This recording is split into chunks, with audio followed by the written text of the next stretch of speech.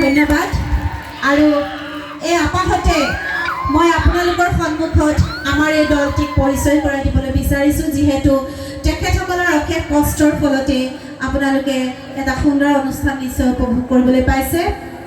এয়া আমাৰ বাঁহীত আছিলে বিবেক দাস, আমাৰ তাল আৰু ঢোলত আছিলে এয়া শান্তনু দহোটীয়া,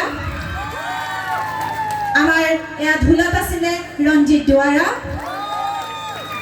এয়া আমাৰ ভকেল নাগৰা আৰু ঢোলত আছিলে সকলোৰে বোলে চিনাকি মানৱজ্যোতি শইকীয়া,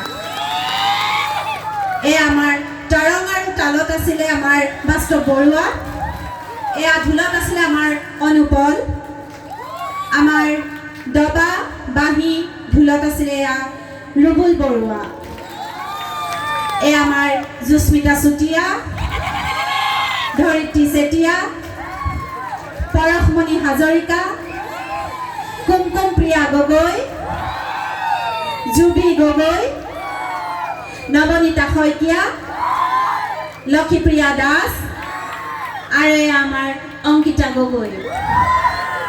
এয়া আমাৰ পেপা আৰু বাঁহীত আছিলে আমাৰ পিংকু কোঁৱৰ, এয়া আমাৰ তালত আছিলে দীপজ্যোতি তালুকদাৰ, এয়া আমাৰ ভকেল ঢোল নেগেৰা ডগৰ খাম সকলোকে সংগত কৰি আমাৰ দলটিক আগবঢ়াই নিয়া আমাৰ মৰমৰ অনুজ পাঠক আৰু আমাৰ দলটিৰ সকলো ব্যৱস্থাপনাত আছে আমাৰ শ্ৰী ডায়মণ্ড পাটোৱাৰী, এয়া আমাৰ ডায়মণ্ড পাটোৱাৰী।